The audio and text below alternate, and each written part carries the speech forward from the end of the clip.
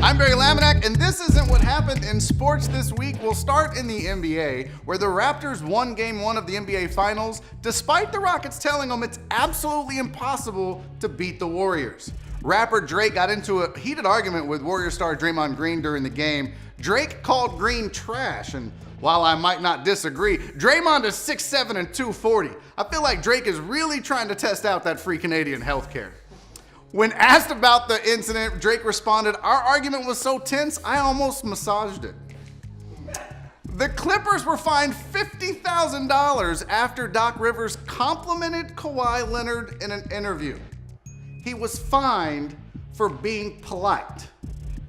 You talk about beating Canadians at their own game.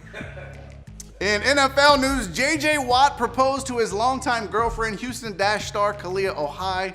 And really at this point, it seems like less of an engagement story and more like a superhero origin story. So a 3-time Defensive Player of the Year and a soccer star are getting married. I'm gonna call it right now. They're not having kids. Nobody is scoring in that house. From the world of baseball, Carlos Correa, Astros shortstop Carlos Correa will miss 4 to 6 weeks after suffering a fractured rib during a massage. All right, Drake is out of control.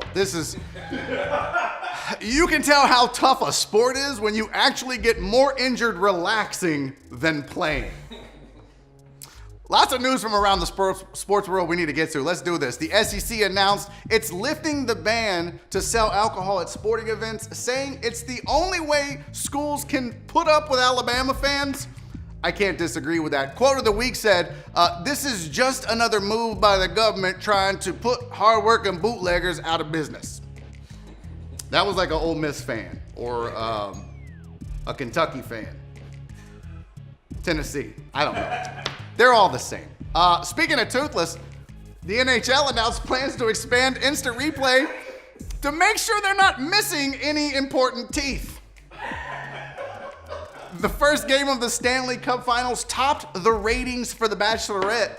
One show, if you're not familiar with this, one show is about a bunch of gross, sweaty guys competing for a prize nobody really cares about, and the other one is played on ice.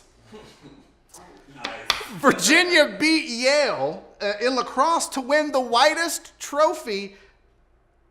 No, I'm sorry. That was Wingate. That's on me. That's my fault. Some 300,000 fans turned up to watch the Indy 500. That's just short of the number of people who slowed down to watch a car fire on 610. And finally, the Scripps National Spelling Bee had to crown 8 co-champions after they ran out of words. How do you run out of words? There's so many words. You know what they should have done? They should have made them try to spell each other's names. Kids would have been dropping like flies. All right, I'm Barry Laminack. That's not what happened in sports this week.